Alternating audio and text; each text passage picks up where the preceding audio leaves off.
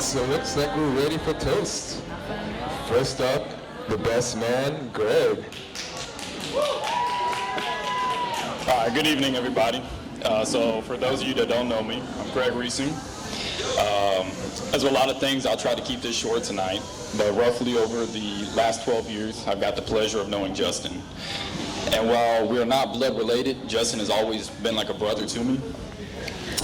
We met back in Fayetteville, and even though I fully can't remember on the story of how we met, I'm pretty happy we did. So I've gotten to see Justin grow in many ways and got to share some pretty good times too. When I was sitting back writing this, I remember the two of us building your first gaming computer. And, we didn't have money for a case yet, so we just put it all together inside of a cardboard box and got it running until we eventually could afford a case and put it together for him. And I remember all the late nights we'd play games until the morning and the sun's coming up. And while we can't do that anymore, it's definitely some good times. But after high school, Justin went off to college, and I was the first one of us to end up leaving school. And I remember partway through school, you talked about leaving, and I'm glad you stuck with it because I was very proud to see you graduate and got to be there during your graduation day. So I was very proud to see you get your degrees.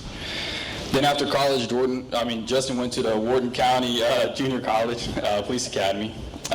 Justin, you've come a long way in your career, and I'm super proud to see your continued progress. Now with that, when Justin first went to Wharton and he told me he ended up meeting somebody, I was pretty happy for him. And then eventually, when he actually told me who he was talking to, I was pretty nervous when he said he was talking to the chief's daughter. And I thought he had been the craziest person I knew at the time. But I'm happy the two of you met, and I'm happy to see the life the two of you are building. And just how I feel Justin is my brother, Sarah, I'll treat you and your family just as my own as well. Even though, life has been crazy, I don't ever want either two of y'all to forget that. I'm proud to see both of you, and I can't wait to see what y'all have together and what y'all build in the life y'all gonna have. So to Justin and Sarah.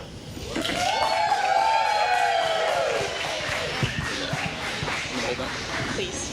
All right, next up, Matron of Honor, Delaney.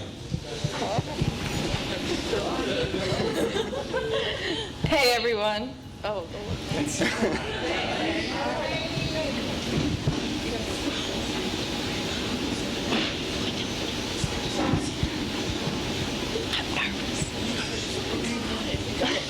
for the ones who don't know me, I am Delaney, Sarah's.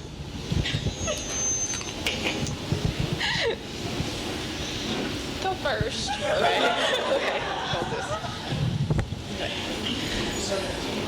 Okay, so my name is, hold on. Wait, howdy. What? Howdy. There we are. We have some Aggies in the house, so why not start like that? Okay. Okay, my name is Serena, and I had the pleasure to stand in Justin and Sarah's wedding. Sarah and I got really close in high school, and I feel like our friendship has only soared from there. We pretty much experienced every milestone together, other than, as little kids, but I definitely, from like this moment and on, I'm taking full advantage of all of this right now. From high school Whataburger trips, 17 Parker McCollum concerts, we counted, yes. Business calculus tutoring sessions. Anyone love that? I do. And countless trips to Bussies. I think our best time though came when we were staying together at our non-bachelorette pad. That was probably the best era of our life right there. I think it's the best era because that's whenever Sarah and Justin met each other during that time. Sarah and I would quote unquote take a trip to Bussies, but we were playing tag with Justin while he was on duty. So we would ride around town for probably 2 hours just to see maybe he's over here at this spot, maybe he's at this spot. And we would do that for hours just until we were finally, okay, Sarah, it's time for us to go to bed. We got work tomorrow. Let's see. I remember the day that Sarah and Justin actually officially they officially started dating because that night, Sarah and Justin were in the parking lot for probably an hour and a half. And I was getting a little concerned, and I was like, okay, what's going on? So then finally, when Sarah comes back up into the apartment, she's crying. And I was like, okay, she was with Justin. I'm about to go WWE SmackDown on Justin right now. Because why was she crying? And come to find out, Sarah told me, I'm a girlfriend. So I didn't know whether to be happy or confused, because not only that they're dating, but why are you crying? Like, what? So, yeah, so I just know, but deep down inside, I think they were happy tears, because I think Sarah knew that she had found her person. Justin, you're the perfect match for Sarah, and y'all complement each other so well. But if we're being honest, I'm just glad I finally found someone who actually gets my SpongeBob jokes, because Sarah always leaves me hanging. Always. I mean, have you seen her finger yet? It's not just a boulder. It's a rock. So, to Sarah and Justin, here's to y'all happily ever after, with me probably being a third wheel. But cheers, thanks, and gig 'em.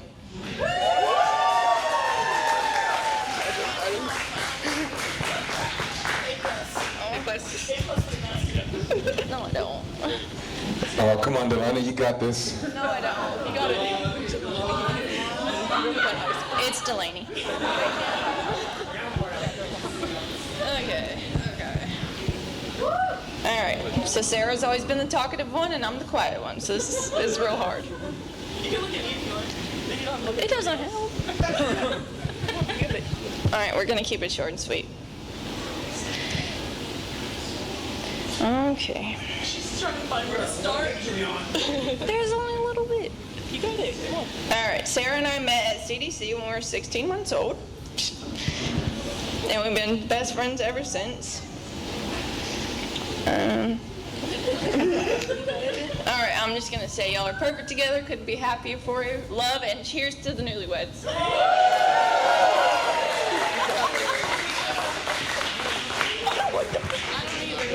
Who next? I'm next. Oh, Chief, I need a chair. I've been told that if you put a microphone in my hand, it'll be about a 45-minute speech. I'm looking for one of my former patrol sergeants that made that. So for those that don't know me, my name is Terry Lynch, and I'm your chief of police. I mean the father of the bride. One wrong venue. So good afternoon, everyone. As a father of the bride, it's my honor, and let's be honest, my challenge, to stand here and say a few words without getting too emotional or too carried away, like I did with the Redbird today. But I'll do my best. To my daughter, from the moment you came into my life, you've been a source of pride, love, more than a few gray hairs.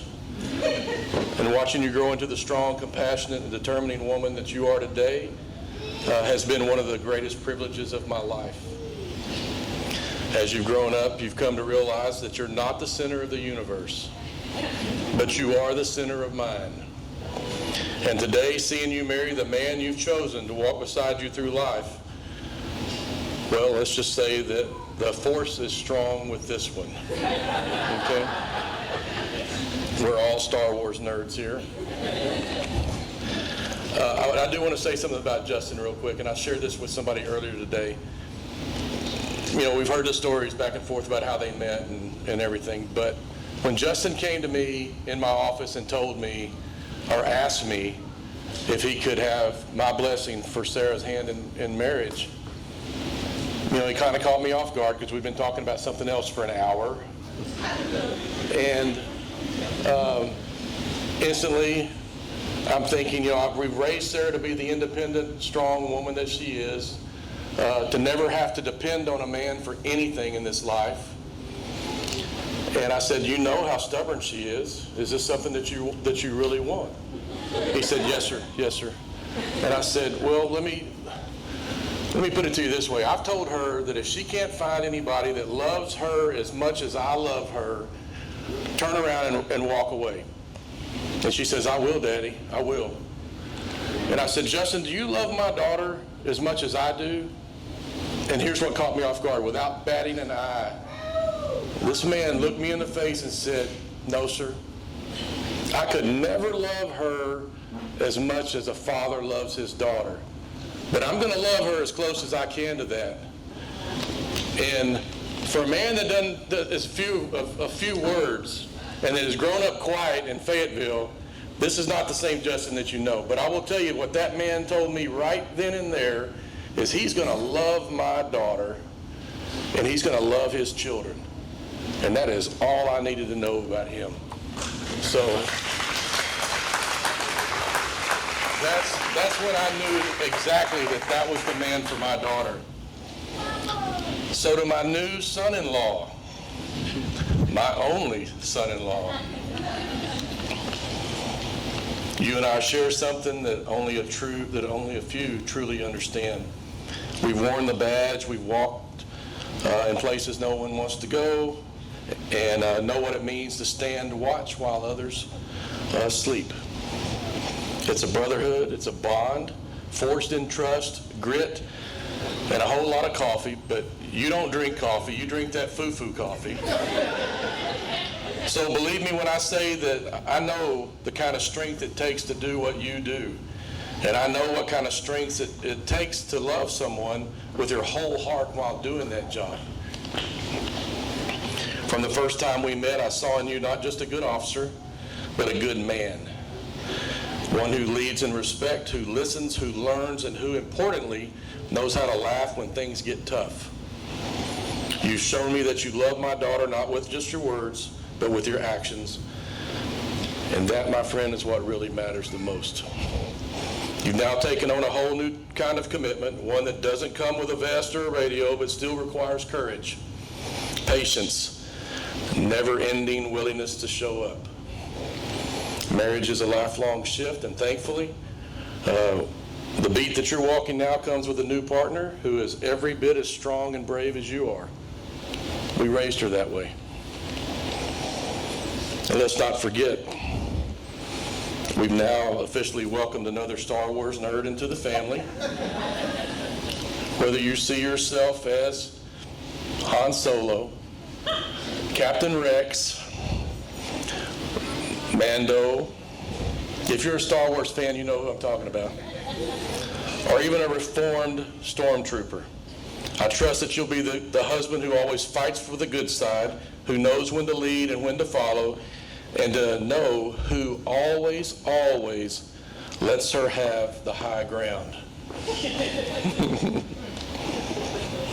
So here's to both of you, to love, laughter, lightsabers, long nights full of memories and meaning. To my son-in-law, welcome to the family. It's not always easy. It's not always quiet. It's real, and it's yours now. You've got backup for life. And I'm going to say this one last thing in our Star Wars reference.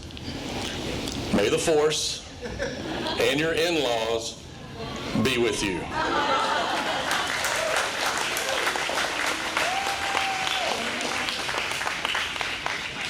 This is the way. I have spoken.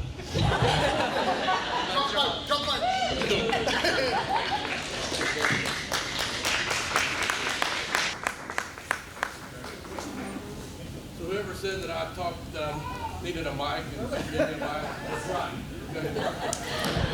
All right, folks, let's give these people a round of applause. And now it's time for the first dance, but give us a few seconds. We have some fun equipment to set up.